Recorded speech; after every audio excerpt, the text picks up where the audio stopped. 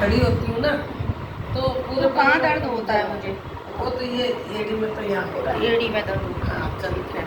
हाँ? और ये दर्द पैरों में झंझनाहट होती है, दोनों पैरों में होती है। अब देखो, एक मेरे तरीका ये है कि चिकित्सा करती हूँ तो मैं बताती भी हूँ ऐसा क्यों होता है।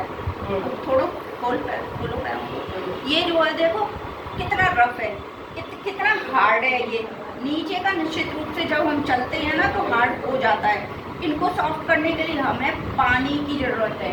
पानी में जब पैर रखेंगे ना तो इसके जो रोम छिद्र हैं वो खुलेंगे। दूसरे नंबर पानी के द्वारा ऑक्सीजन जाएगी बॉडी में।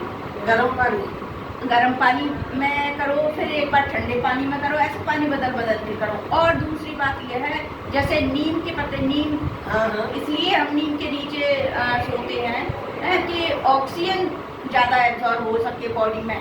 या नीम के जो पत्तों से हम हवा करते हैं या नीम का प्रयोग करते हैं वो इसलिए क्योंकि बॉडी में जो टॉक्सिन्स हैं वो रिलीज हो और ऑक्सीजन की सप्लाई अच्छी हो सके। ऑक्सीजन कैसे सप्लाई अच्छी होगी? क्योंकि जो नीम है ना, नीम वो ब्लड का प्यूरिफिकेशन करता है। अब जितना ब्लड शुद्ध होगा शरीर में, शुद्ध तभी होगा जो ऑक्सीजन अच्छी तरीके से प्रवाहित होती है उसमें से। तो हम एक काम ये भी कर सकते हैं कि नीम के झोंके लेके उसको गर्म पानी में उबालो और उस पानी में अपने पैर डुबो और नीम को अच्छे तरीके से, नीम है, बबूल है, इनका पेस्ट बना लो। थोड़ी सी इसमें हल्दी डाल लो और किसी थाली में, नहीं सुखा के नहीं, वैसे ही अच्छा है, मतलब ताजा उसमें मतलब एक थाली में ले लो, पेस्ट बना के थोड़ा सा पानी डाल लो और उसमें आप अपने पैरों को ऐसे रखो और खड़ी हो जाओ। उसमें बॉडी का जो टॉक्सिन्स है वो रिलीज होगा। रिलीज होने के साथ पता कैसे चलेगा? ये जो सर्कुलेशन का जो प्रभाव है वो जो नीम के पत्तों को पेस्ट बना के जो आप थाली में रखोगी, धीरे धीरे रोम छिद्रों से वो एब्जॉर्ब होगा, उसकी कड़वाहट आपके मुंह तक पहुंचेगी। अच्छा, कितने देर रखना रहेगा? हाँ, आप आधे घंटे तो कम से कम उसमें करो खड़े होके, है ना? या तो बैठ जाओ, थाली को अपने पैरों के नीचे रखो।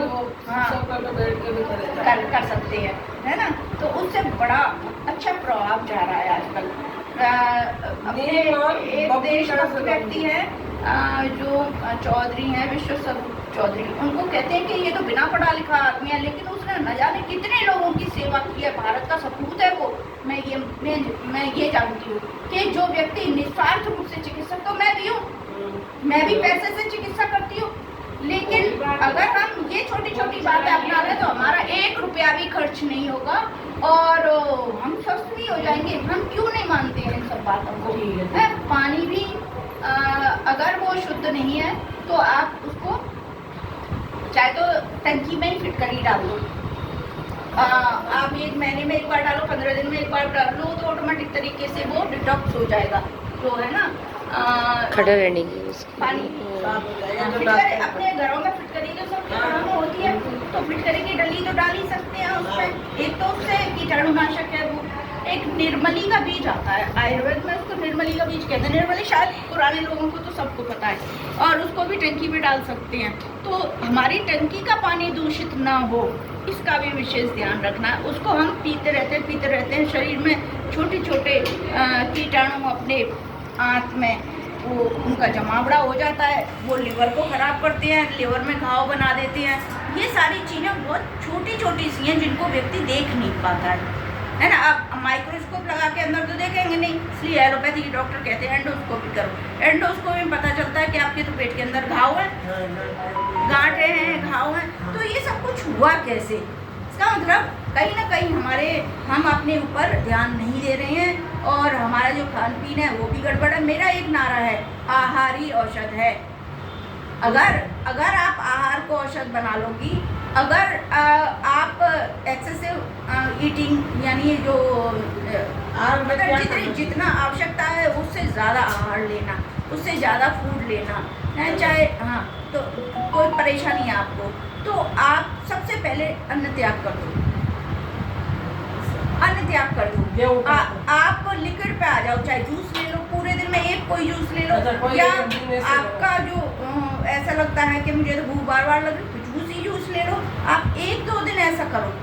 जैसे पहले हमारे यहाँ उपवास होता था, अब व्रत भी नहीं है, व्रत का मतलब ही नहीं जानते। उपवास में 2 बार खाते हैं। हाँ, उपवास का मतलब है आप कोई भी ऐसी फूड नहीं खाओगी, कोई भी ऐसा आहार नहीं लोगी, सिर्फ लिक्विड फूड लोगी, है ना।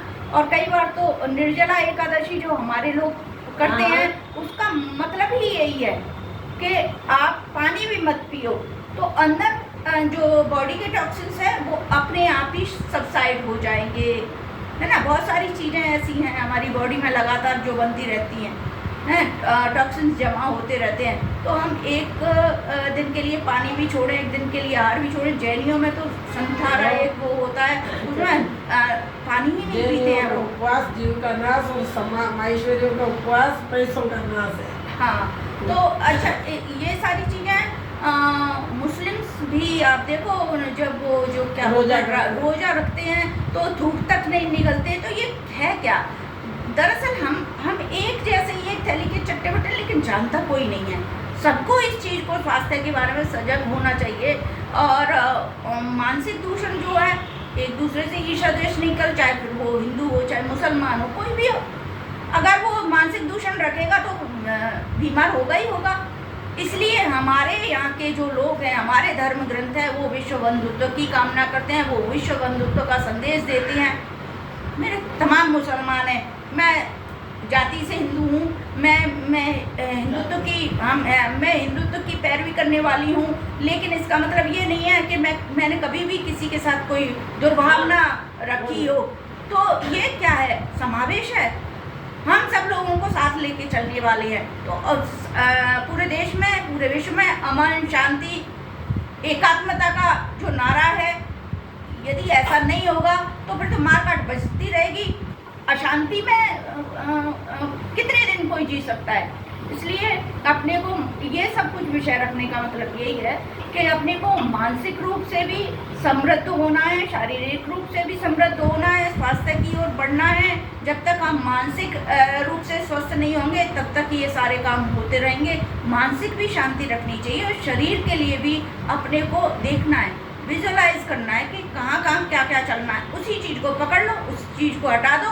तो चिकित्सा का एक जो सर्वप्रथम पहलू है वो है निदान परिवर्जनम। निदान का मतलब जिस कारण से बीमारी हुई है उस कारण को हटा दो, आप स्वस्थ हो जाओगे, ठीक है ना। तो बहन जी नमस्कार आपको, और बहुत बहुत साधुवाद, आपने मेरी बात सुनी। और कोई भी आगे कोई सेवा हो तो आप अवश्य बताएं मुझे, मैं इसीलिए यहाँ सब लोगों के साथ हूँ कि चिकित्सा के बारे में कोई परामर्श हो तो आप मुझे सेवा दे सकें। धन्यवाद।